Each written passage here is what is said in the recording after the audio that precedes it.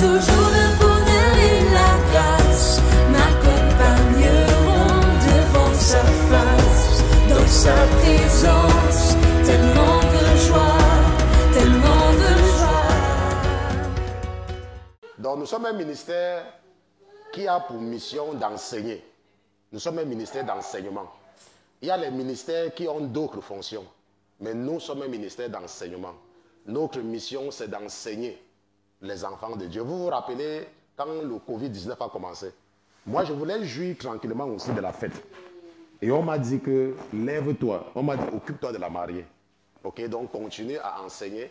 Et si vous vous rappelez très bien, dans la deuxième partie de la série d'enseignements sur le coronavirus, si je ne me trompe pas, c'est là où je vous avais dit ce que le Seigneur m'a montré, comment les activités devaient reprendre. Ok, je vous avais montré, je vous avais dit ça. C'était la deuxième partie, que les activités vont reprendre. Et c'était au moment où les gens étaient encore confinés. Et nous voyons comment les activités reprennent, n'est-ce pas? L'ennemi est seulement actif pour que ça ne recommence pas. Mais avec la prière des saints, les activités vont reprendre comme avant. C'est vrai, il y aura beaucoup de changements. C'est pour ça que je vous encourage toujours à être prudent, à vous protéger. Quand vous allez dans les lieux publics, vous mettez votre masque, n'est-ce pas, pour ne pas respirer tout ce que ces gens-là mettent dans l'air. Vous pouvez marcher sans masque dans la rue, il n'y a pas de problème, mais protégez-vous. Okay? Aujourd'hui, c'est le dernier dimanche du mois de mai de l'année 2020. Et aujourd'hui coïncide avec le 7e dimanche également, après la résurrection de Jésus-Christ. Et c'est donc le 50e jour après la résurrection du Seigneur. Et le mot 50, en grec, n'est-ce pas, veut dire penté quelque chose, ok? Pentecosté, ok? Pentecosté ou penté quelque quoi. Donc, qui signifie 50e, ok? 50e. Et en anglais, c'est Pentecost. Et en français, c'est Pentecôte. N'est-ce pas? Donc la Pentecôte, ça veut dire la 50e ou le 50e jour. Ok? C'est ce que ça veut dire Pentecôte. Donc Pentecôte, ça n'a pas une autre signification. C'est seulement un mot. C'est comme, n'est-ce pas, 6. N'est-ce pas? C'est comme 7. N'est-ce pas? Quand quelque chose est 7, on parle de hebdomadaire. Ok? 7. Un cycle de 7. Donc, comme quelque chose, quand c'est 1, on parle de journalier. Ok, donc Pentecôte, c'est 50e. Ok, et nous allons voir, parce qu'aujourd'hui, donc, nous allons comprendre qui sont les pentecôtistes. Parce qu'il y a des gens qui disent, je suis pentecôtiste. Il y a des gens qui disent, je suis branhamiste. Il y a des gens qui disent, je suis mormon. Il y a des gens qui disent, je suis catholique et je vais mourir catholique. Il y a des gens qui disent, je suis protestant. N'est-ce pas? Il y a des gens qui disent, je suis pentecôtiste. Ok, donc qui sont les pentecôtistes? Et c'est ça que nous allons comprendre aujourd'hui, qui est la célébration de la Pentecôte, n'est-ce pas, dans le monde. Ok, nous célébrons la Pentecôte en mémoire, n'est-ce pas? Parce que Dieu a dit dans sa parole que vous devez observer certaines fêtes. Il a dit que vous devez observer. Donc, et nous comprenons que ce n'est pas une façon, ce n'est pas que nous devons fêter. Parce que nous sommes des chrétiens, nous ne sommes pas des juifs. Mais ce que nous retenons quand il dit que vous observerez au temps marqué, ça veut dire que c'est dans la mentalité de Dieu que nous nous rappelons certains jours. C'est dans sa mentalité que nous nous rappelons. Et c'est pour cela qu'aujourd'hui, nous rappelons, n'est-ce pas, de 50 jours après la résurrection de Jésus. Et parce que ce jour-là, quelque chose de très important s'est passé. Ce jour de la Pentecôte.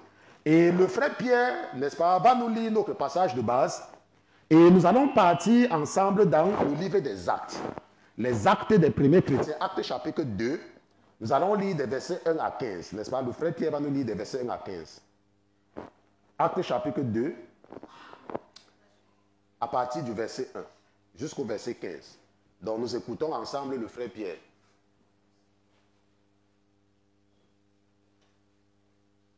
N'est-ce pas? C'est pour ça qu'on dit que les militaires doivent toujours être prêts. Ok, un militaire doit être prêt. Amen. Amen. Actes chapitre 2, verset 1. Le jour de la Pentecôte étant arrivé, Donc le jour de la Pentecôte étant arrivé, ils étaient tous d'un accord dans un même lieu. Alors il vint tout à coup du ciel un bruit comme celui d'un vent qui souffle avec impétuosité. Et il remplit toute la maison où et il ils remplit. étaient. Ok. Amen. Verset 3.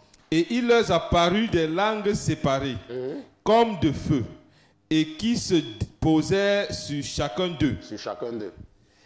Et ils furent tous remplis du Saint-Esprit, et commençaient à parler des langues étrangères, selon que l'Esprit leur faisait parler. Selon que l'Esprit les faisait parler, oui. Or, il y avait en séjour à Jérusalem des Juifs, Des Juifs, hommes pieux, de toutes les nations qui sont sous le ciel. Amen. Et ce bruit ayant eu lieu, il s'assembla une multitude qui fut confus de ce que chacun les entendait parler dans sa langue, dans sa propre langue. Amen. Amen. Et ils en étaient tous hors d'eux-mêmes et dans l'admiration se disant les uns aux autres, ces gens-là qui parlent, ne sont-ils pas tous Galiléens? Comment donc les entendons-nous, chacun dans la propre langue du pays où nous sommes nés? Voilà, donc la Bible dit Amen. qu'il parlait, n'est-ce pas, que les apôtres, n'est-ce pas, étaient confondus parce que chacun, n'est-ce pas, les entendait dans sa propre langue. Ils parlaient des langues étrangères. Quand le Saint-Esprit est descendu sur eux, la Bible dit que les disciples ont commencé à parler des langues étrangères. Et la Bible dit qu'il y avait des étrangers. Parce que Dieu, quand il fait quelque chose, il aime les témoins. Et la Bible dit qu'il y avait des étrangers en ce moment-là à Jérusalem. Et la Bible dit qu'ils étaient tous hors d'eux-mêmes.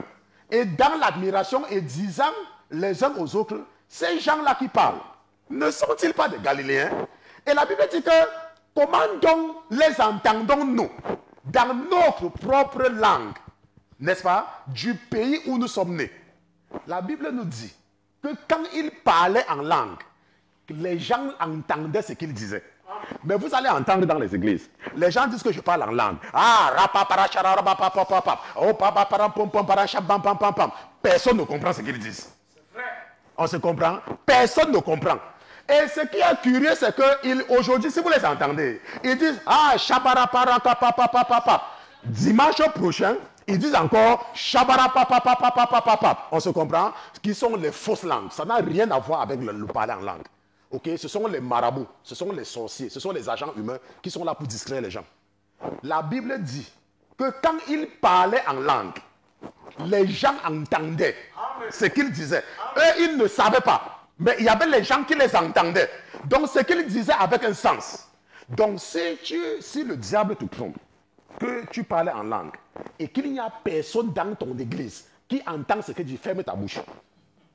Parle comme ça quand tu es dans ta chambre, pour ton édification à toi. Mais quand tu es au milieu des gens, ne fais pas semblant. Tu ne veux rien dire. Tu es en train de tu te ridiculises. Ok, ça, ce ne sont pas les langues. Et il y a des gens même. Parce qu'ils voient quelqu'un qui parle en langue. Ils couvrent la personne, prie pour moi. Tu pries que ce qu'il a parlé là, tu entends même ce qu'il dit. La Bible dit que tous, ils les entendaient, qu'on les entendait dans leur langue, non? Ok, on continue, verset 9. Amen, pasteur. Oui. Verset 9. Oui. Pathés. Donc, Path. Donc les Mèdes. Médès. Oui. Donc les Mèdes, les Élamites. Élamites. Oui. Et ceux qui habitent la Mésopotamie. Oui. La Judée. La Judée. La Cappadoce. La Cappadoce. Le pont de l'Asie. Donc le pont et l'Asie. Le pont et l'Asie. Oui. La Phygie. Oui. La Pamphylie. Donc oui. L'Égypte. Les quartiers de la Libye. Qui est près de la Cyrène. Donc qui est près de Cyrène, n'est-ce pas? Nous savons que Cyrène est une ville, n'est-ce pas, en Libye, n'est-ce pas? Qui est près de Cyrène. Qui est près de Cyrène et les étrangers romains. Oui, les étrangers romains. Amen. Donc les Juifs et prosélytes. Juifs et prosélytes, Oui. crétois et arabes, Oui. nous les entendons parler en nos langues des merveilles de Dieu. Donc nous voyons donc les chrétiens qui avaient reçu le don du Saint-Esprit et qui parlaient en langue. Ok, la Bible dit que les gens les entendaient dans leur langue. Ça avait un sens. Donc ils n'étaient pas seulement là pour faire que et ça n'avait aucun sens. On se comprend? La Bible dit qu'on les entendait parler. Les gens les entendaient. Et il y a des églises où c'est vrai. Il y a des vraies églises où quand quelqu'un se lève pendant le service et commence à parler en langue, il y a même certains parmi vous, ok? Il y a certains parmi vous que quand l'esprit les prend, elles parlent en langue, elles ne comprennent pas, mais après quelqu'un leur dit que tu es en train de dire ceci en français, tu es en train de dire ceci en patois, mais la personne elle-même ne sait pas. Vous voyez un peu? Mais ce que je dis, c'est qu'il y a des gens qui disent que, oh, j'ai le parler de langue. Et elle est là, donc tout le temps, le Seigneur va te faire parler la même chose. Quoi. Donc pour toi, ce sera que si on entend ce que tu as dit hier, on t'entend aujourd'hui, il faut fermer ta bouche. Ok, il faut fermer ta bouche. Il faut prier comme ça là pour ton édification à toi dans ta chambre. Ok, la Bible dit que quand tu parles en langue, toi-même tu n'entends pas, mais l'ange de l'Éternel entend. Parce que l'esprit en toi entend. Mais ça, c'est quand tu es seul. Ok? Pas quand tu es devant les gens. Quand tu es devant les gens, il faut parler normalement. D'abord, ce n'est pas les langues que tu pries. Parce que la langue ne peut pas te faire vivre dans la fornication. La langue ne peut pas te faire le commérage. Le Saint-Esprit ne peut pas te faire parler mal de quelqu'un. Donc, si tu crois que tu es en train de parler en langue, alors que tu as toujours l'amertume dans ton cœur, ce n'est pas le Saint-Esprit, c'est le démon-esprit. Ok, ça n'a rien à voir avec le Saint-Esprit. Ok, et la Bible dit au verset 12 que quoi? Verset 12. Oui. Ils étaient donc tous étonnés. Ils étaient donc tous étonnés. Et ne savaient que penser. Oui. Se disant les uns à l'autre. Que veut dire ceci? Que veut dire ceci? Et d'autres se moquant. Et d'autres se disaient, moquant. c'est qu'ils sont pleins de vin doux. Comme toujours. Mais Pierre, se présentant avec les 11, éleva sa voix et leur dit, oui. Hommes juifs, et vous tous qui habitez à Jérusalem, sachez ceci et prêtez l'oreille à mes paroles. Prêtez l'oreille à mes paroles, dernier verset. Car ceux-ci ne sont point ivres, comme vous supposez, puisque c'est la troisième heure du jour. Puisque c'est la troisième heure du jour. Ok. Donc maintenant, ce que nous voyons ici, c'est que la Bible dit dans Actes chapitre 2, verset 1, que le jour de la Pentecôte, ok, nous allons partir tous au verset 1. N'est-ce pas? La Bible dit que le jour de la Pentecôte étant arrivé, ils étaient tous d'un commun accord dans un même lieu. Et c'était quand? C'était le jour de la Pentecôte. Et la Bible dit que c'est le jour de la Pentecôte que le Saint-Esprit est descendu sur les disciples. C'est le jour de la Pentecôte. On se comprend? Et ce que nous voyons donc ici, et nous avons vu que ce jour-là, on dit le jour de la Pentecôte parce que c'était 50 jours. Nous allons partir dans Deutéronome chapitre 16 et nous allons voir ce que c'est que la Pentecôte dans l'Ancien Testament. Ok? Deutéronome chapitre 16 verset 1. Deutéronome chapitre 16 verset 1. Qu'est-ce que la Bible dit? Deutéronome chapitre 16 verset 1. Oui. Observez le mois des épis. Observe. Donc Dieu est en train de parler à son peuple et il dit, observe le mois des épis. Ok? Et faites la Pâque à l'Éternel ton Dieu. Oui. Car c'est dans le mois des épis que l'Éternel ton Dieu t'a fait sortir d'Égypte. Oui. Pendant la nuit. Donc nous voyons que le premier mois, qui est le Nissan, c'est le mois des épis. Le premier mois, le Nissan, qui est entre mars et avril. Dans le calendrier grégorien, la Bible dit que c'est ce mois-là que les enfants d'Israël sont sortis de l'Égypte. Et nous savons que la Pâque, ok, la Pâque c'est la sortie. Nous avons vu ça, n'est-ce pas? La Pâque, on a tué la Pâque. Et maintenant, qu'est-ce que le verset 2 dit? Et sacrifie la Pâque à l'Éternel ton Dieu, du gros et du menu bétail. Du gros et du menu bétail. Au lieu que l'Éternel aura choisi pour y faire habiter son nom. Donc nous voyons donc que on ne célèbre pas seulement la Pâque n'importe où. Il y a un endroit où Dieu dit que c'est sa maison. On se comprend? Maintenant, lisons le verset 3 pour comprendre. Lis un peu avant que je ne revienne là-dessus. Tu ne mangeras point de pain levé avec La Pâque. la Pâque. Oui. Pendant 7 jours, Oui. tu mangeras en la célébrant En la célébrant. des pains sans levain, Oui. du pain d'affliction, Uh-huh. car tu es sorti à la hâte du pays d'Égypte, Uh-huh. afin que tu te souviennes Oui. tous les jours de ta vie, Uh-huh. du jour où tu sortis du pays d'Égypte. Donc le jour où tu sortis, n'est-ce pas? Oui, ok. Amen. Oui, on ne verra point On chez ne toi. verra point chez toi de levain Uh-huh. dans tout ton territoire pendant 7 jours, et l'on ne gardera rien jusqu'au matin. De la chair du sacrifice que tu auras fait le soir du premier jour. Le soir du premier jour. Amen. Oui. Tu ne pourras pas sacrifier la Pâque dans l'un quelconque des lieux que l'Éternel ton Dieu te Bon, donne. maintenant, est-ce que vous comprenez ce que ça veut dire? Dieu est en train de dire à son peuple que tu ne pourras pas sacrifier la Pâque dans l'un quelconque des lieux que l'Éternel, ton Dieu, te donne. On se comprend. Mais qu'est-ce qu'il dit? Mais seulement. Mais seulement Au lieu que l'Éternel ton Dieu aura choisi pour y faire habiter son nom. Pour y faire habiter son nom. C'est là que tu sacrifieras la Pâque le soir. Le soir. Dès que le soleil sera couché. Oui. Au moment où tu sortis d'Égypte. Maintenant, ça veut dire quoi? Ça veut dire que dans la mentalité de Dieu, dans sa mentalité, il dit aux enfants d'Israël que ce n'est pas parce que je vous ai dit d'aller à l'église. Ce n'est pas parce que je vous ai dit de m'apporter les sacrifices. Ce n'est pas parce que je vous ai dit de venir me donner la dîme pour m'occuper de mon ministère que vous devez aller donner ça n'importe où. Ok? Vous devez venir avec ça là où j'ai établi mon nom. On se comprend?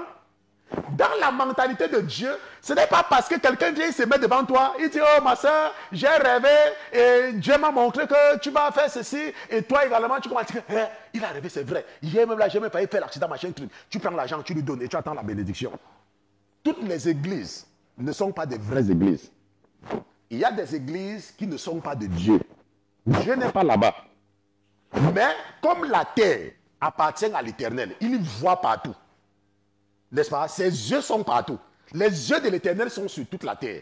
Donc quand tu cherches Dieu, même si tu es dans une église où son nom n'est pas là, il va trouver le moyen de te faire sortir de là et t'amener là où il y a son nom. Quand tu le cherches, quand ton cœur est disposé, même si tu pars, même si c'est que tu fréquentes seulement les marabouts parce que tu crois qu'ils servent Dieu, il va trouver le moyen de te faire sortir de la maison des marabouts. Parce que ses yeux sont sur toute la terre. Ce n'est pas parce qu'il est là. Et il va donc t'amener dans une église où il est là. Parce que la Bible dit que il ne faut pas partir donner ton offrande et tes choses n'importe où. Seulement là où je vais te dire, là où je vais déposer mon nom. Donc nous devons apprendre, c'est pour ça que depuis je vous parlais des gens qui ont le répertoire de 50 pasteurs dans leur téléphone. On se comprend? Il ne faut pas. Il faut savoir que Dieu n'est pas partout. C'est pour cela que vous allez vous rendre compte que vous venez à Jésus depuis des années et vos vies ne changent pas. Parce que vous êtes des prostituées. On se comprend? Maintenant, qu'est-ce que la Bible dit? Nous allons lire ensemble jusqu'au verset 10. Amen. Oui, et tu la feras cuire. Et tu la feras cuire, Oui. et tu la mangeras au lieu que l'Éternel ton Dieu aura choisi. Oui, donc au lieu que l'Éternel ton Dieu aura choisi. Oui. Amen. Oui. Et le matin, tu t'en retourneras et tu t'en iras dans tes tentes. Amen. On continue. Pendant 6 jours, tu Oui. mangeras des pains sans levain. Oui. Et au 7e jour, il y aura une assemblée solennelle à l'Éternel ton Dieu. Oui. Tu ne feras aucune œuvre. Oui, aucune œuvre, Tu n'est-ce pas? compteras 7 semaines. Voilà, maintenant, la Bible dit que nous avons, j'ai enseigné sur la Pâque. Ok, nous avons vu que la Pâque coïncide avec le premier jour de la fête des pains sans levain. Ok, si tu ne te rappelles pas ça, si tu n'es pas dans mon troupeau. Nous avons vu, n'est-ce pas, Pierre, que la Pâque coïncide avec la Pâque et le premier jour de la fête des pains sans levain, c'est le même jour. Et la fête des pains sans levain dure 7 jours. Mais la Pâque a lieu le premier jour. Et on dit maintenant que quoi? Que tu compteras 7 semaines. Et nous savons que Jésus est notre Pâque. C'est la Pâque que nous donnons à Dieu. C'est notre Pâque Jésus. C'est pour ça que nous n'avons plus besoin d'offrir, de faire le sacrifice des animaux. Parce que Jésus s'est offert en sacrifice parfait pour cela. Et la Bible dit maintenant que quoi, tonton Pierre? Tu compteras 7 semaines. Amen. C'est ce qu'on appelle la semaine des semaines. Parce qu'une semaine, c'est 7 jours. Donc, la semaine des jours, c'est 7 jours. La semaine des semaines, c'est 7 semaines. La semaine des mois, c'est 7 mois. La semaine des années, c'est 7 ans. On se comprend? Et il y a donc, parce que Dieu lui opère par 7. Il a tout fait en 6 jours et il s'est reposé le 7e. Donc il y a un cycle de 7 et c'est pour ça que 7 c'est le chiffre de la perfection. Parce que c'est le chiffre de Dieu. Et il dit que tu vas compter, tonton Pierre, 7 semaines et tu feras quoi? Tu commenceras à compter ces 7 semaines dès qu'on commencera à mettre le fossile dans la maison. Non, on commencera à mettre la fossile dans la moisson, n'est-ce pas? Dans la moisson. Parce que c'est le mois des épis. Ok? Voilà. Et le verset 10 dit quoi? Et je pense que c'est le dernier. Le verset 10. Puis tu célébreras la fête des semaines à l'honneur de l'Éternel ton Dieu. Voilà. Et tu célébreras la fête des semaines. À l'honneur de l'Éternel ton Dieu. En faisant quoi? En présentant de ta main l'offrande volontaire. L'offrande volontaire. Que tu donneras selon que l'Éternel ton Dieu t'aura béni. T'aura béni. Maintenant, si nous lisons la suite, nous allons voir que l'Éternel va dire aux enfants d'Israël qu'il ne faut pas te présenter, que personne ne doit venir devant moi les mains vides. C'est dans la mentalité de Dieu. On se comprend? Il dit que personne ne doit se présenter devant lui à vide. Quand tu viens à l'église, tu dois venir avec... Parce que tu pars devant Dieu. C'est dans sa mentalité. Il y a des gens, ils viennent à l'église. Ils ont mangé toute la semaine. Hein. Ils ont bien mangé, maman Christelle. Ils ont mangé jusqu'à ce qu'ils étaient même rassasiés. Et quand ils partent à l'église dimanche, ils disent que oh, je n'ai pas l'argent. Dieu sait que je ne travaille pas. Dieu dit que personne ne doit se présenter devant lui les mains vides. C'est sa mentalité. On se comprend, on peut continuer, mais comme ce n'est pas ça, c'est ça que j'ai envie qu'on parte vite, parce que nous voulons comprendre qui sont les pentecôtistes. Ok? Maintenant, nous avons donc compris, dans l'Ancien Testament, il y a une fête que Dieu appelle la fête des semaines. Et c'est quoi? C'est 7 jours, 7 semaines après la célébration de la Pâque, et le premier jour, donc c'est 50. Et nous avons vu dans le livre des Actes que ce jour-là, quelque chose s'est passé. Et pourquoi? Parce que Dieu voulait que nous comprenions que Jésus, effectivement, est la Pâque. Parce que 50 jours après, quelque chose s'est passé dans la chambre haute. Le Saint-Esprit, pour la première fois, est descendu sur les disciples. Pour la première fois. On se comprend? Bon, maintenant, qu'est-ce que nous avons constaté quand le frère Pierre lisait? Dans Actes chapitre 1. Nous avons constaté que ce jour-là, beaucoup de personnes ont entendu les disciples parler en dehors de Jésus pour la première fois. Et les gens qui venaient de partout, les Mèdes, les gens de Cyrène, les gens qui venaient de la Libye, les gens qui venaient de l'Égypte et tout, beaucoup les ont entendus parler. On se comprend. Bon, maintenant, et nous comprenons donc que Dieu, dans sa mentalité, nous demande de lui donner le premier fruit. C'est sa mentalité. Ok. Et il a dit dans Exode chapitre 34, verset 22 que quoi? Que tu célébreras la fête des semaines au temps, n'est-ce pas, des premiers fruits de la moisson et la fête de la récolte à la fin de l'année. Donc, nous célébrons donc, n'est-ce pas, le premier fruit. Nous sommes en train de célébrer. Le jour de la Pentecôte, c'est la célébration du sacrifice de Jésus. Jésus qui est le premier. Jésus est quoi? Jésus est le prémisse. Et c'est ce que nous allons voir 1 Corinthiens chapitre 15, verset 19.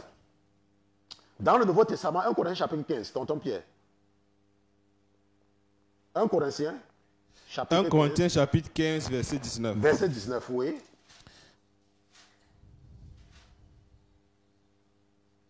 On y va. Si nous n'avons d'espérance en Christ que pour cette vie seulement, donc si nous n'avons d'espérance en Christ que pour cette vie seulement, nous sommes de tous les hommes les plus misérables. Les plus misérables. Mais maintenant, Christ est ressuscité. Oui. Et il est devenu les prémices de ceux qui sont morts. Bon, maintenant, et quelle est la preuve? Il fallait bien que Dieu nous donne la preuve. Que Jésus, n'est-ce pas, est les prémices. Il fallait qu'il y ait une preuve. Il fallait prouver que Jésus, effectivement, c'est quoi? C'est les prémices. Pourquoi? Parce que dans le livre de la loi, nous avons vu que cette semaine après la Pâque, vous devez observer quoi? La fête de quoi? Des semaines. Et qu'est-ce que vous devez apporter à Dieu pendant la fête des semaines? Nous avons vu que tu dois apporter quoi? Les premiers fruits. Donc ce jour-là, c'est le jour que Dieu vient confirmer que effectivement j'ai accepté le sacrifice de Jésus-Christ. J'ai accepté. Et que c'est lui qui est votre Pâque. Et que comptez vous-même. Selon ma loi. Ma loi a dit que quoi? Que vous célébrez la Pâque et 7 semaines après, vous me donnez quelque chose. Donc j'ai accepté Jésus. Et Jésus c'est quoi? C'est les prémices. Jésus c'est le premier. Et qu'est-ce que la Bible dit dans le verset 21?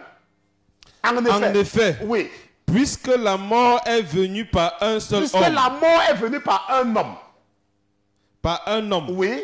La résurrection des morts est venue aussi par un homme. Oui. Car. Oui. Comme tous meurent en Adam. Oui.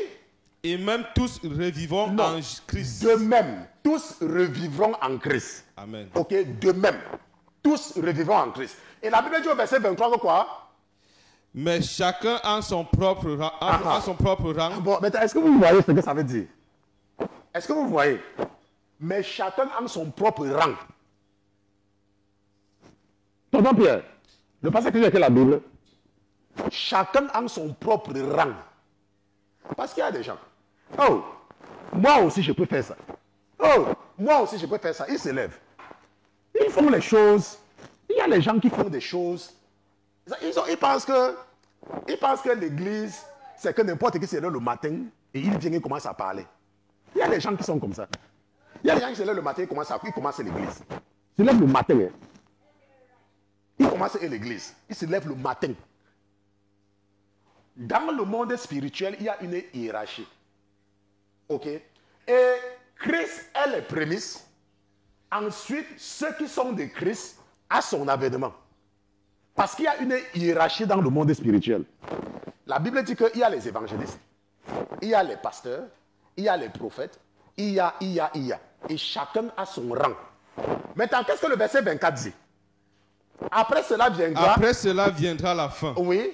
Quand il remettra le royaume à Dieu le Père. Oui. Après avoir détruit tout empire. Tout empire. Toute domination. Et toute puissance. Et toute puissance. On se comprend et on finit au verset 26. Car il doit régner jusqu'à ce qu'il ait mis tous ses ennemis sous ses pieds.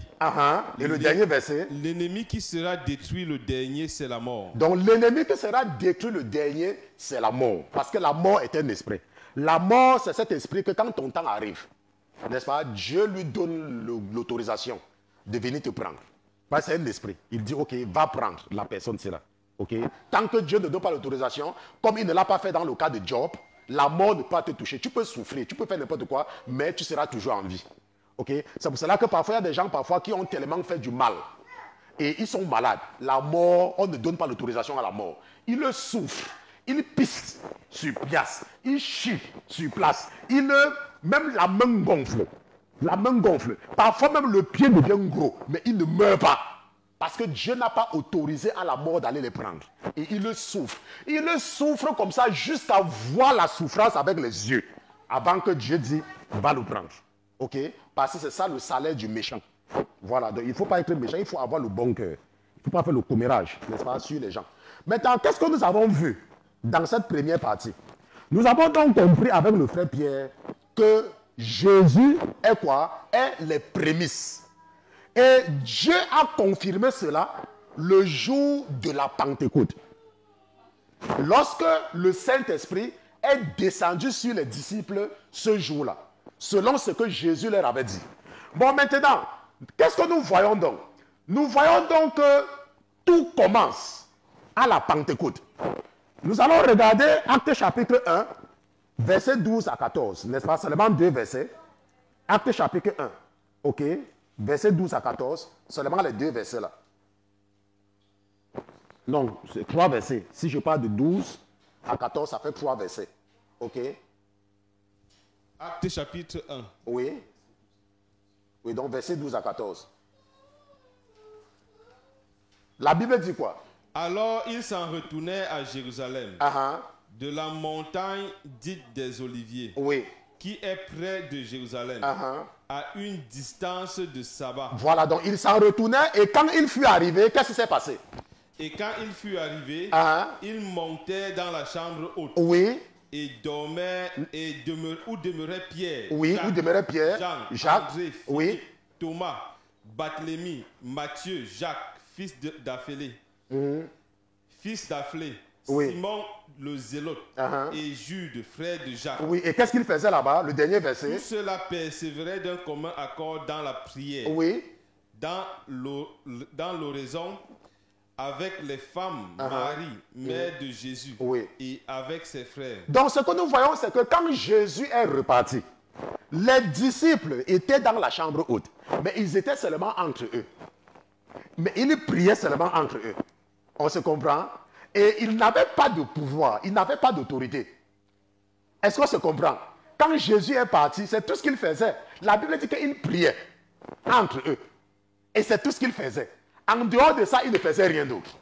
Ils priaient seulement et ils attendaient que Jésus vienne les chercher. Parce que Jésus a dit que comme je pars là, je vais venir vous chercher. Et ils ne faisaient rien d'autre. Ils ne priaient. Mais qu'est-ce que nous avons vu avec le frère Pierre tout à l'heure? Nous avons vu que, qu'est-ce qui s'est passé le jour de la Pentecôte? Le jour de la Pentecôte, c'est le jour-là qu'ils sont sortis de la chambre haute. C'est à partir du jour de la Pentecôte qu'ils sont sortis. Si nous regardons le verset 37, ok, Acte chapitre 2, verset 37. Acte chapitre 2, verset 37. La Bible dit quoi? La Bible dit... Ayant entendu ces choses, Donc, ayant entendu ces choses, il fut touché de compassion il fut touché de compassion en leur cœur, en leur cœur. et dit à Pierre et aux autres apôtres, Et aux autres apôtres. hommes frères, Hommes frères. que ferons-nous? Donc nous voyons donc que le jour de la Pentecôte, le Saint-Esprit est descendu sur les disciples. Et ils étaient tous dans la chambre haute. Et quand ils sont sortis, le Saint-Esprit maintenant, avec le pouvoir et la puissance qu'ils avaient en eux, ils étaient maintenant capables de parler aux gens. Et les gens maintenant ont dit que, qu'est-ce que nous devons donc faire? Que ferons-nous? Et tonton Pierre, qu'est-ce qu'il a répondu? Et Pierre leur dit, Et Pierre leur dit, repentez-vous, repentez-vous et que chacun de vous soit baptisé au nom de au Jésus-Christ nom de Jésus-Christ. pour la rémission de ses péchés. Oui, Et vous recevrez le don du et Saint-Esprit. vous recevez le don du Saint-Esprit. Oui, on lit jusqu'au verset 40, je crois. Verset 41, oui. Car la promesse a été faite à vous Oui. et à vos enfants Et à vos enfants. et à tous ceux qui sont éloignés, Uh-huh. autant que le Seigneur notre Dieu en appellera. Donc on appellera, oui. Et il les conjura par plusieurs autres discours. Oui. Il les exhortait Et les exhortait en disant, en disant, sauvez-vous de cette race perverse. oui, donc nous lisons le dernier verset. Ceux donc qui reçurent le don, Ceux Amen. donc qui reçurent de Amen. bon cœur Ceux donc qui reçurent de bon cœur sa parole Oui. furent baptisés. furent baptisés. Et ce jour-là, Et ce jour-là, 3000 âmes furent ajoutées aux disciples. Voilà. Donc maintenant, qu'est-ce que nous voyons qui s'est passé le jour de la Pentecôte? Ce qui s'est passé le jour de la Pentecôte, c'est quoi? C'est la naissance de l'Église. L'Église est née le jour de la Pentecôte. Avant la Pentecôte, c'était un groupuscule de personnes qui étaient réfugiés dans une chambre. Et ils avaient, on ne savait pas ce qu'ils faisaient là-bas. Mais l'Esprit me dit que c'est moi qui les avais demandé de rester là-bas. Ok? Jésus les avait dit, et nous allons voir ça, que allez attendre. Et je vais vous envoyer quelque chose. Ok? Et ils étaient là-bas, ils attendaient. Mais c'est le jour de la Pentecôte que l'Église que nous sommes aujourd'hui est née. On se comprend? C'est le jour de la Pentecôte que l'Église va naître. Et que l'Église maintenant va commencer à être l'Église. Donc le christianisme que nous avons aujourd'hui, le christianisme est né le jour de la Pentecôte. Comme Église. Pluriel. Pourquoi? Parce que les disciples de Jésus étaient tous des juifs. Il n'y avait aucun des disciples parmi les disciples de Jésus qui n'était pas juif. Pierre, Jean, Jacques, Simon, Barthélemy, Thomas et tout, c'était tous des juifs. Mais nous voyons que le jour de la Pentecôte, la Bible nous dit qu'il y avait les Élamites, les Mèdes, les Cyrénéens, les Égyptiens, les Libyens, tout ce monde-là. Les Arabes, ils étaient tous à Jérusalem. Et ils vont maintenant se joindre. Et ça va maintenant devenir quoi? L'Église, telle que nous connaissons de nos jours. Est-ce qu'on se comprend? Et c'est très important, n'est-ce pas, de comprendre cela. Maintenant, ça veut donc dire que quoi? Lorsqu'on parle de pentecôtistes, pourquoi est-ce qu'on parle de pentecôtistes? Quand tu dis que je suis un pentecôtiste, le terme être pentecôtiste, ça veut dire quoi? Ça veut dire que tu opères avec le Saint-Esprit. Ce sont les gens qui opèrent par le Saint-Esprit. Parce que le mouvement pentecôtiste ou la Pentecôte, c'est la naissance. Et ce jour-là, c'est le Saint-Esprit qui a donné le courage aux disciples. C'est le Saint-Esprit. Nous allons regarder Actes chapitre 1, verset 4 à 8. Actes chapitre 1, verset 4 à 8. Je ne sais pas si nous avons lu ça, mais je vais lire ça, n'est-ce pas? La Bible dit que quoi? Que... Et les ayant assemblés. Et les ayant assemblés, ça c'est Jésus. Donc, il leur commanda de ne point s'éloigner de Jérusalem. Donc, c'est ce que j'étais en train de dire tout à l'heure. Mais dit attendre la promesse du Père. Donc, dit attendre la promesse du Père. Laquelle, dit-il, oui. Vous avez entendu de moi. Vous avez entendu de moi. C'est que Jean a baptisé d'eau. Mais c'est que Jean a baptisé d'eau. Mais que vous. Mais vous. Mais que vous. Oui. Vous serez baptisés du Saint-Esprit dans peu de jours. Dans peu de jours. Eux donc étant assemblés l'interrogèrent en disant, oui. Seigneur, oui. serait-ce en ce temps que tu rétabliras le royaume d'Israël? Oui, on continue jusqu'au verset 8. Mais il leur dit, ce n'est pas à vous de savoir les temps, oui. les moments que le Père a fixés de sa propre autorité. Oui. Mais voilà, vous recevrez la puissance du Saint-Esprit. Voilà, mais vous recevrez la puissance du Saint-Esprit qui viendra sur vous. Qui viendra sur vous. Et vous me servirez de témoin. Vous me servirez de témoin. À Jérusalem. Tant à Jérusalem. Tant à Jérusalem. Oui.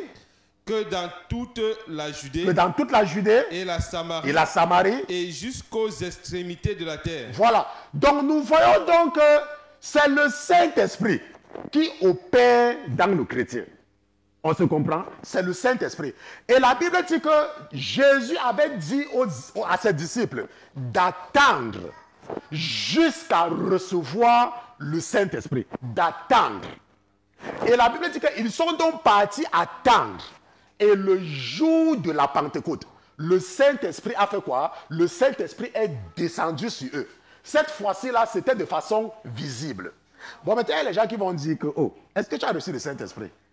Tu dis que oui. Il dit que est-ce que le feu était descendu sur ta tête? Vous voyez un peu? Parce qu'ils ne comprennent rien. Ils ne comprennent pas que Dieu ne se manifeste pas de la même façon à chaque fois. Parce que quand Paul a reçu le Saint-Esprit, il n'y a pas le feu qui était venu rester sur la tête de Paul. On se comprend? De la même façon que eux avaient reçu le Saint-Esprit et ont commencé à parler plusieurs langues. Mais ça ne veut pas dire qu'à chaque fois que tu reçois le Saint-Esprit, tu commences à parler plusieurs langues. Ce n'est pas ce que ça veut dire. Parce que quand Paul a reçu le Saint-Esprit, il n'a pas parlé plusieurs langues. Nous savons tous que lorsque Jésus a envoyé Ananias aller imposer les mains à Paul, il a dit, Paul, Jésus que tu as rencontré m'envoie, n'est-ce pas, pour que tu recouvres la vue et que tu reçoives le Saint-Esprit. Mais est-ce que Paul a commencé à parler en langue? Paul n'a pas commencé à parler en langue. On se comprend? Donc si par exemple tu es un chrétien qui ne comprend pas ces choses, le diable peut te donner un faux esprit. Et tu commences à parler en une fausse langue. Alors que ce sont les démons qui t'ont possédé. Pourquoi? Parce que toi, dans ta tête, tu te dis que quand tu reçois le Saint-Esprit, tu dois parler en langue. Non. Le Saint-Esprit a pour mission ce que nous venons de lire. Et nous allons encore voir ça. Mon épouse va montrer cela. N'est-ce pas? Lis ce que ce Saint-Esprit fait en nous. Tonton Pierre, lis encore. Actes chapitre 1, verset 8. Mais vous recevrez la puissance du Saint-Esprit. Oui, et qu'est-ce qu'il va venir? Qui viendra sur vous. Pour faire quoi? Et vous me servirez de témoin. Et vous me servirez de témoin. Tant à Jérusalem Oui. que dans toute la Judée. Voilà. Donc, Et la Samarie. la Samarie. Donc le Saint-Esprit, c'est lui qui te rappelle. Le Saint-Esprit, dans la réalité, c'est ton enseignant. C'est le Saint-Esprit qui te permet de comprendre la Bible. C'est le Saint-Esprit qui t'enseigne la Bible. Quand tu lis la Bible au départ, quand tu prends la Bible et que tu lis, tu as tendance à dormir. Ça n'a pas de goût. Ça n'est pas bon pour toi. Pour ceux qui ne savent pas lire, quand tu vas à l'église pour la première fois, ça ne te dit rien. Ça ne t'intéresse pas. Tu vois, tu dis même que les gens là même, ils dansent même quoi. Et maman Elisabeth. Parfois, quand tu vas à l'église, tu vois quelqu'un danser. Tu te demandes même, la personne si est normale. Comment il peut danser? Pourquoi? Parce que quand tu étais dans l'esclavage du satanisme romain, quand on chantait à l'église, tu restais debout comme ça. On chantait, tu restais debout. Ça ne te disait rien. Pourquoi? Parce que le Saint-Esprit n'est pas dans toi. Mais quand tu reçois le Saint-Esprit, quand le Saint-Esprit vient dans toi, tu prends la Bible et tu lis la Bible. Ça a un sens. Ça commence à avoir un sens. Et ça a tellement de sens que tu n'as pas sommeil. Tu n'as pas sommeil. Tu lis. Quand le pasteur prêche, tu es éveillé. Parce que le pasteur dit quelque chose et tu comprends. Nous avons vu comment Dieu avait réveillé l'esprit de Lydie et avait touché le cœur de Lydie pour qu'elle soit attentive. Quand Lydie avait reçu le Saint-Esprit, n'est-ce pas? N'est-ce pas? Qu'est-ce que la Bible nous dit? Elle était de Laodicée, n'est-ce pas? Elle entendait. Le Saint-Esprit était venu dans Lydie et Lydie comprenait ce que Paul disait. Donc quand tu n'as pas le Saint-Esprit, quand un pasteur prêche, ça ne te dit rien. Parce que tu ne comprends même pas. Quand tu prends la Bible pour lire, ça ne te dit rien. Parce que tu ne comprends pas. Donc le Saint-Esprit, quand tu reçois le Saint-Esprit maintenant te donne le goût et l'envie de lire la Bible. Il y a des gens. Tu l'as dit, va lire Philippiens. La personne revient 2 semaines après. Pour te dire que pasteur, j'ai fini de lire Philippiens. 2 semaines. Philippiens, je ne sais pas ça combien de chapitres. Mais la personne revient 2 semaines après. Pourquoi? Parce que la personne a lu 3 versets, le sommeil est venu. Après, le pasteur, tu sais pas, j'ai lu Philippiens.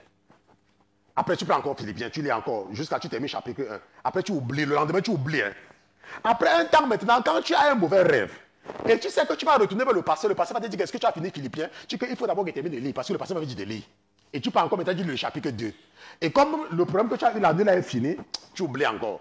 Jusqu'au jour où peut-être ton enfant sort pour jouer dehors, un enfant gifle bien, quelqu'un gifle bien ton enfant. Tu dis que non, c'est sûr que c'est une attaque. C'est une attaque. Je vais partir dire au pasteur Christian. Et comme le pasteur Christian t'a dit de lire Philippiens, et toi, tu sais que tu n'as pas encore terminé Philippiens, tu pars encore maintenant, tu lis le 3e chapitre. Tu vois, et tu fais vite. Tu fais vite pour terminer, pour que quand tu vas maintenant partir, tu dis, oh, pasteur Christian, vraiment, j'ai terminé Philippiens, hein, comme on avait dit de lire là. Et le pasteur Christian dit, oh, qu'est-ce que tu as retenu? Le pasteur Christian dit, qu'est-ce que tu as retenu? Tu dis au pasteur que, pasteur, j'ai retenu que la Bible c'est la vérité. Tu as retenu quoi? Nous tous nous savons que la Bible c'est la vérité. Qu'est-ce que tu as retenu? Hein? J'ai retenu que la Bible c'est la vérité. La vérité de quoi? Les gens sont terribles.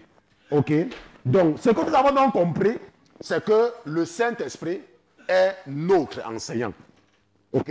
C'est le Saint-Esprit qui nous ouvre la compréhension pour comprendre la Bible. Donc, si tu n'as pas le Saint-Esprit, tu ne peux pas. Parce que Jésus a dit, mais vous recevrez la puissance du Saint-Esprit qui viendra sur vous et c'est à partir de là que vous allez comprendre la parole de Dieu, que vous allez comprendre ce que je vous ai dit. Mais avant lui, vous ne pouvez pas comprendre. On se comprend. Maintenant, nous avons vu tout à l'heure que Pierre a dit, lorsque le Saint-Esprit est descendu sur Pierre. Bon, maintenant, vous avez vu maintenant, si vous réfléchissez bien, parce qu'il y a les gens, mon esprit me dit que tu n'as pas bien expliqué quelque chose. Et je sens que de voir ce que je n'ai pas bien expliqué. Maintenant, si nous regardons très bien, n'est-ce pas? Les apôtres étaient avec Jésus, non? Pendant combien d'années? Pendant 3 ans. Hein? Je ne sais pas si vous voyez, parce que l'esprit dit que tu n'as pas expliqué bien quelque chose. Maman Bessel, les apôtres étaient avec Jésus pendant 3 ans. Mais ils ont reçu le Saint-Esprit quand? Ils ont reçu le Saint-Esprit 3 ans après. On se comprend. Ça veut dire quoi? Et c'est ce que l'Esprit voulait m'amener à vous expliquer. Que tu peux donner ta vie à Jésus. Et tu es dans l'église pendant des années sans le Saint-Esprit. C'est possible. On se comprend? C'est parfaitement possible. Maintenant, comment est-ce que tu fais pour savoir que tu as le Saint-Esprit de Dieu en toi? Je vous ai dit qu'il y a un test qui est simple. C'est quand tu te rends subitement compte que tu as l'amour pour tout le monde. Quand le Saint-Esprit vient dans toi, l'amour des gens devient automatique. C'est difficile pour toi de penser même du mal de quelqu'un. Ce n'est pas possible. Ce n'est pas possible. Dire que j'ai le Saint-Esprit, pas dire que, oh, pasteur, je suis parti me baptiser, et quand je me baptisais, j'ai commencé à parler en langue le Saint-Esprit. Il faut laisser ça. Il y a plusieurs fausses langues. Quand tu te rends compte que le Saint-Esprit, quand tu aimes les gens, tu te rends seulement compte que même quelqu'un qui t'avait fait du mal, tu penses du bien de la personne. C'est même quelqu'un qui t'avait fait du mal. Tu ne penses... Tu commences à voir que c'est toi qui avais tort. Quelqu'un t'avait fait du mal, mais tu commences à voir que c'est toi qui avais tort. Parce que le Saint-Esprit, c'est l'esprit de l'amour. Et quand le Saint-Esprit est dans toi, tu ne penses... Même quand quelqu'un fait le commérage à côté de toi. Je me rappelle quand le Seigneur m'a appelé. Il y avait les marabouts, les sorcières, les sorciers qui venaient chez moi quand j'étais malade, qui venaient me rendre visite. Parce que l'ennemi voulait les positionner dans ma vie. Parce que je vous ai dit que vous tous, il y a quelqu'un que le diable a positionné à côté de vous pour s'assurer que vous n'allez nulle part. Il y a des gens dans la vie de tout le monde. Mais si tu n'es pas capable d'identifier, et ces gens-là venaient quand j'étais malade, tu les vois. Oh, on est venu te voir. Comment tu vas? Il parle de s'asseoir au salon. Il ne parle pas d'eux. Il m'a dit, hé, est-ce que tel a eu ses papiers? Est-ce que tel n'a pas de papiers? Oh, il s'est marié.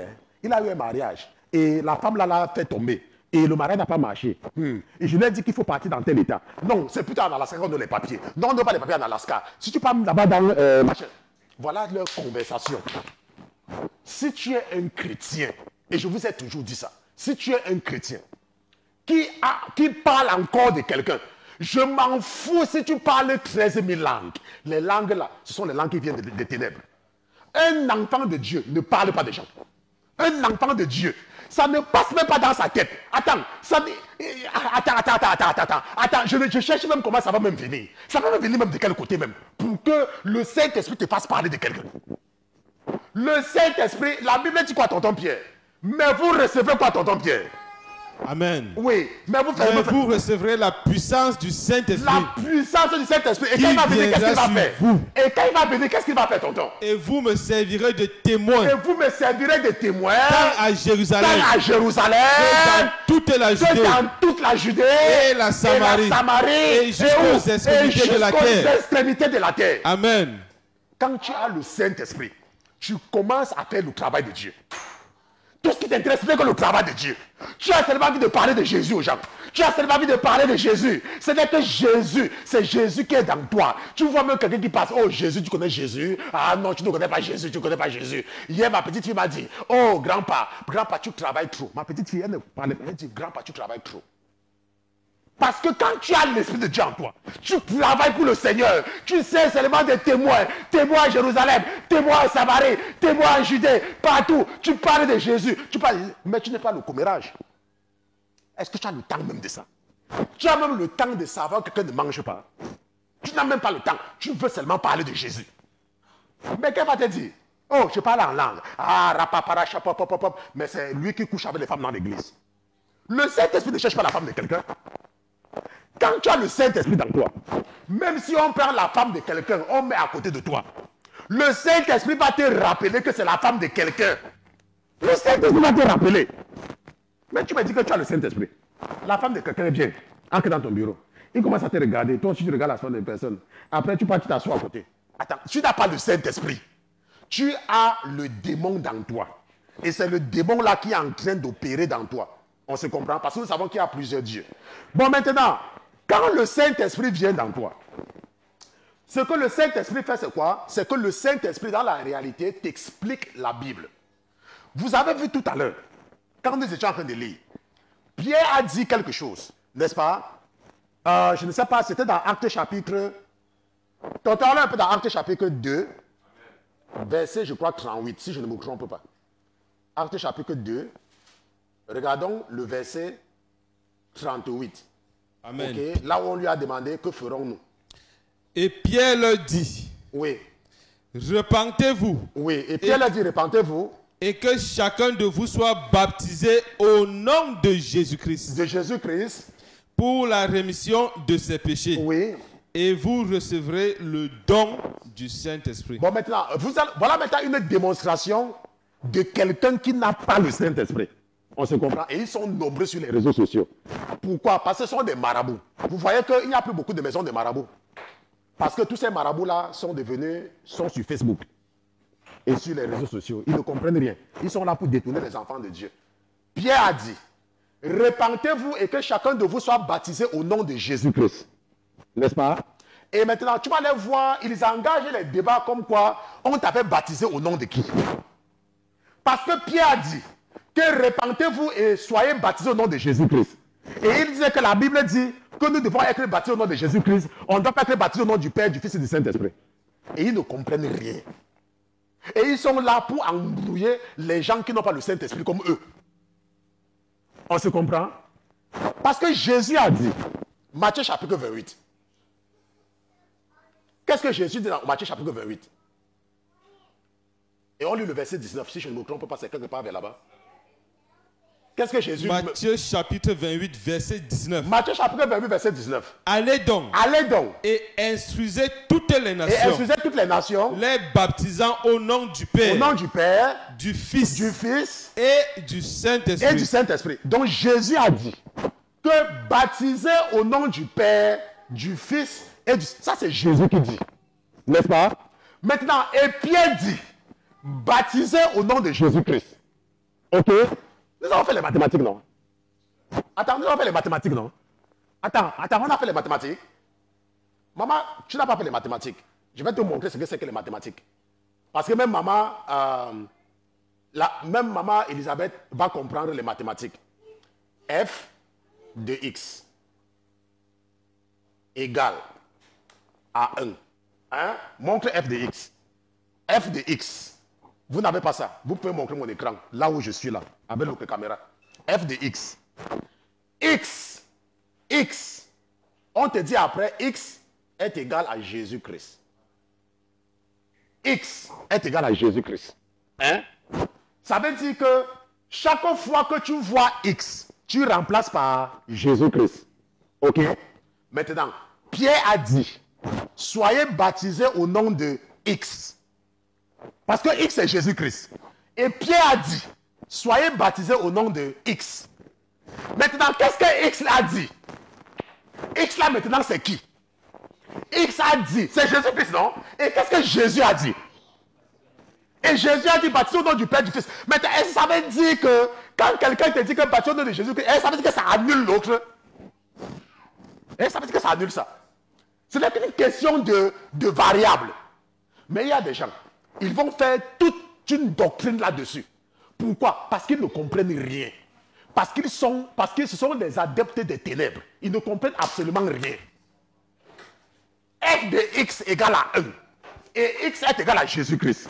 Jésus a dit, baptisez au nom du Père, du Fils et du Saint-Esprit. Et Pierre dit, baptisez au nom de Jésus-Christ. Et Jésus-Christ a dit, où est la différence? Il n'y a absolument aucune différence. C'est la même chose. Il faut seulement comprendre comment les variables marchent. Maintenant, mais en plus de cela, si nous partons dans la parole, allons ensemble dans 1 Jean chapitre 5. Allons un peu ensemble dans 1 Jean chapitre 5 avec le frère Pierre. 1 Jean chapitre 5, verset 6. 1 Jean chapitre 5, lisons les versets 6 à 8. Qu'est-ce que la Bible dit, tonton? Amen. Oui. 1 Jean chapitre 5, verset 6. Oui. Qu'est-ce que la Bible dit? C'est ce même Jésus, oui, le Christ, qui est venu avec l'eau et le sang. C'est Jésus qui est venu avec l'eau et le sang. Non seulement avec l'eau, mais avec l'eau et le sang. Avec l'eau et le sang. Et c'est l'Esprit qui rend témoignage. Maintenant, quand nous voyons l'Esprit, ça veut dire le Saint-Esprit. Et c'est le Saint-Esprit, et comme nous avons vu dans Actes, c'est le Saint-Esprit qui rend témoignage. Pourquoi? Parce que l'Esprit est la vérité. Parce que l'Esprit est la vérité. Verset 7. Car il y a trois qui rendent témoignage dans le ciel. Il y a trois qui rendent témoignage dans le ciel. Le Père, la parole et le Saint-Esprit. Et le Saint-Esprit. Maintenant, attends, avant de continuer. La parole, si nous rentrons par derrière, on a vu que la parole c'est qui? Jésus-Christ. Ok, on a vu, n'est-ce pas, que Jésus, c'est lui que Christ qui est venu avec l'eau et le sang, non seulement avec l'eau, mais avec l'eau et le sang. Et la Bible dit qu'il y a trois qui rendent témoignage au ciel. Le Père, la parole et le Saint-Esprit. Et ces trois-là sont un. Et ces trois-là sont un. On se comprend, n'est-ce pas? Il y en a aussi qui rendent quoi? Il y en a aussi trois qui rendent témoignage sur la terre. Qui rendent témoignage sur la terre. L'esprit, l'eau et le sang. Et ces trois-là font quoi? Et ces trois-là se rapportent à une seule chose. Et ces trois-là se rapportent à une seule chose. Donc, qu'est-ce que nous voyons ici là? Nous voyons que tu sois baptisé au nom du Père, du Fils et du Saint-Esprit, que tu sois baptisé au nom de Jésus-Christ, où est la différence? Il n'y a absolument aucune différence. Parce que la Bible nous dit que quoi? Que ces trois-là sont un. Donc, il y a des gens. Parce qu'il y a des gens qui me posent souvent trop cette question. Oh, pasteur Christian, je dois me faire baptiser au nom de qui? C'est parce que tu n'es même pas prêt pour le baptême. Ce que tu es en train de vouloir faire là, tu es en train de vouloir partir à la piscine pour te laver. Tu n'as encore rien compris. Tu es en train de partir te laver à la piscine. Ok? Tu n'es même pas en train de te faire baptiser. C'est pour ça que tu as cette question-là. On se comprend. Donc, ce que nous avons compris et ce que nous retenons, c'est que lorsqu'on parle du pentecôtisme, lorsqu'on parle du mouvement pentecôtiste, c'est un mouvement, n'est-ce pas, qui est né, n'est-ce pas, le 50e jour. Et c'est un mouvement qui est basé sur la manifestation du Saint-Esprit.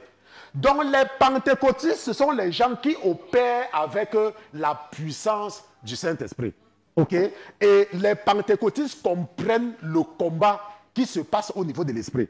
Donc, quand tu dis que je suis un pentecôtiste, ça veut dire que quoi? Ça veut dire que tu opères, n'est-ce pas, avec le Saint-Esprit. Tu comprends que le Saint-Esprit est ton enseignant.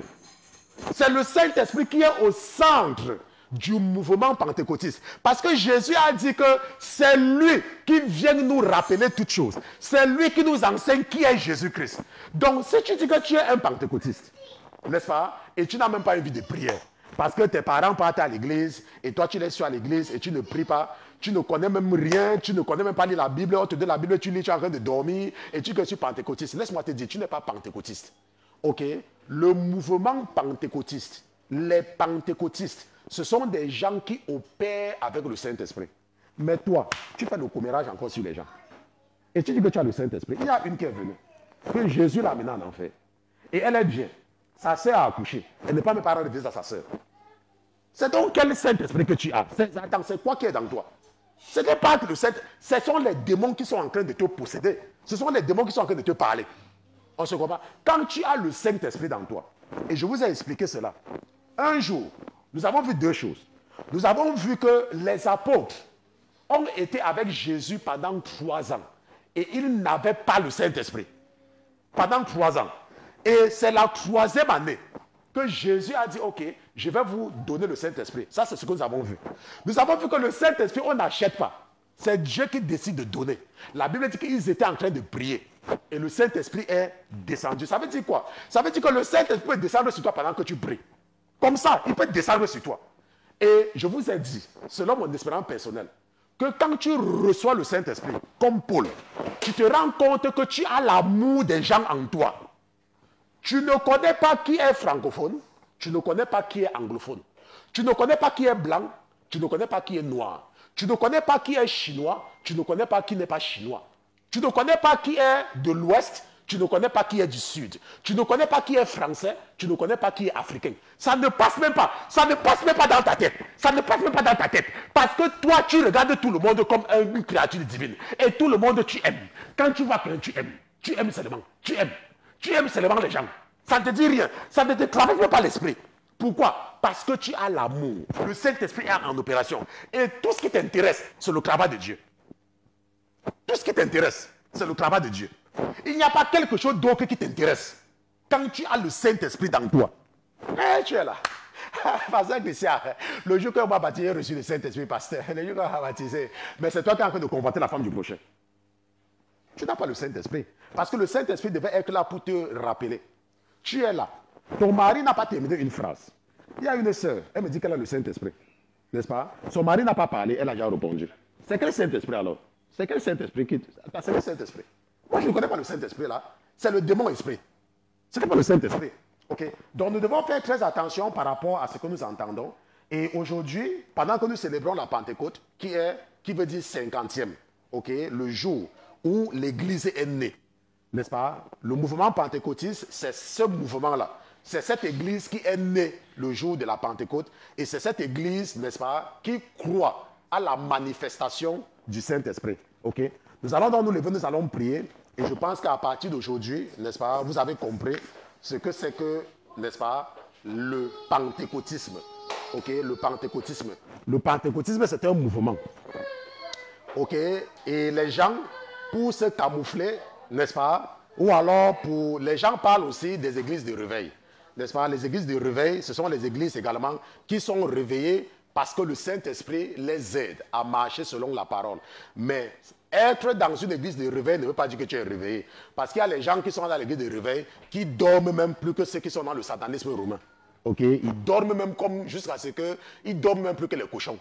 Okay? Il faut être éveillé. Il faut savoir que si j'ai le Saint-Esprit en moi, le Saint-Esprit me donne le goût de lire la Bible. Je ne lis pas la Bible parce qu'on me dit de lire la Bible. Je n'écoute pas la parole de Dieu parce qu'on me dit d'écouter la parole de Dieu. J'écoute la parole de Dieu parce qu'il y a quelque chose dans moi qui m'excite. Il y a quelque chose dans moi qui m'encourage. Donc si aujourd'hui le message t'a touché, si aujourd'hui tu as compris quelque chose, si Dieu t'a béni aujourd'hui par rapport à ce que tu as entendu, je t'invite à ouvrir ta bouche et à dire merci au Saint-Esprit. Parle au Saint-Esprit que tu as compris mieux aujourd'hui et remercie-le pour ce qu'il a commencé à faire pour toi depuis que tu as accepté Jésus-Christ comme ton Seigneur et Sauveur personnel. Allez! Oh,